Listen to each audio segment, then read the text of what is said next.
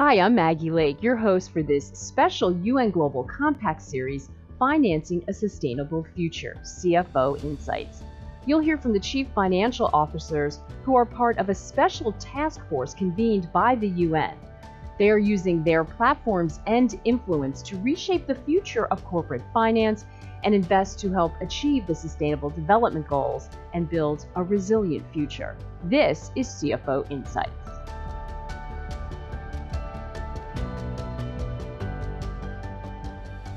How are you and your financial team? How have you been able to use your platform to advance the sustainability agenda and the company strategy?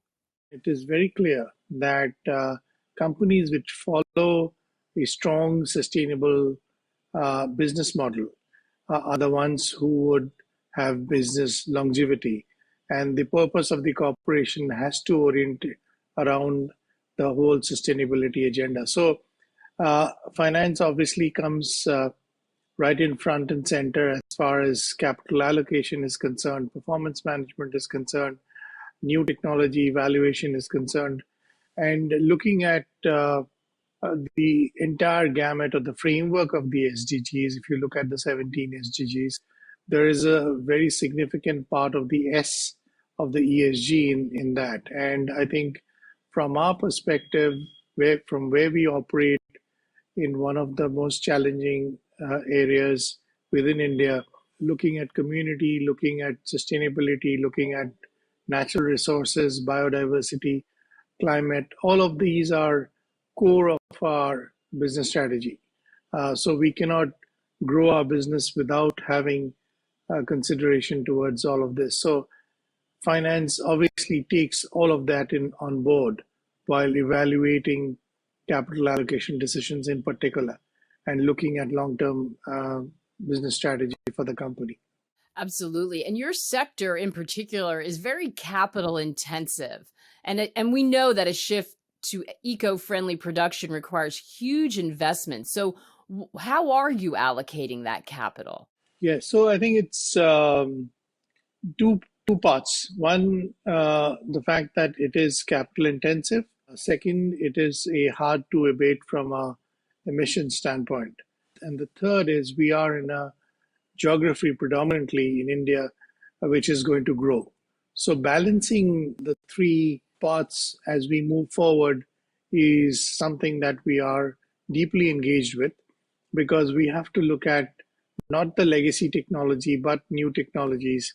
We have to look at capital allocation for growth, and we have to look at capital allocation for transition to a low carbon economy. So I think we have to do it in a very methodical way, taking capital from a longer term perspective and ensuring that we deploy for the transition so that the transition is smooth. The transition ensures there is value creation for all stakeholders and ensures that we invest in the right technology which can sustain for on a multi-decadal basis. And I think you bring up a fantastic point that is true for India and many emerging markets. Growth is critical. You've got to support that growth in order to support the people.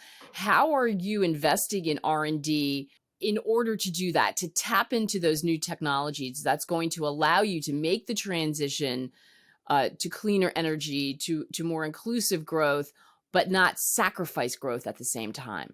Absolutely. So I think the way we are looking at it is we have our goal for reducing the carbon intensity, and that is to make our current business more and more carbon efficient, use fuel in a manner which reduces the carbon intensity. We are looking at capacity expansion, and that's where new technologies come in. So it may not be that over the next 10, 15 years, the way in which we will grow would be different compared to the past. So new technology, we're investing in startups, we're looking at new ideas, and we're looking at scaling them up so that we can, over the next decade or more, really bring new carbon-friendly technologies which will ensure that the growth is not sacrificed, profitability is not sacrificed, and we can actually become more and more valuable and sustainable in the future. In a country or in a developing economy, the more you grow the economy, it would be a more fairer and just transition for a lot of stakeholders who are associated with various industries across sectors. And I think that is the balance that we are trying to draw, even as a company, and ensure that the purpose of the corporation actually focuses on this path. And what do investors need to understand about financing the transition? So I think the first thing, from my point of view, is the transition cost and the transition risk are part of the overall journey. It's you cannot just say, oh, I would put my money only into clean technology or into investments which are segregated from the legacy business. That would not serve the purpose. I mean, because you're not helping the transition. So the transition risk is the most important risk, and this transition risk needs to be funded well, efficiently, and patiently, because the tenure of the transition will depend industry to industry. In our kind of industry, where a life cycle of a blast furnace could well be 25, 30 or more years, and therefore one needs to look at assets from that perspective. You don't want large scale impairment, unemployment,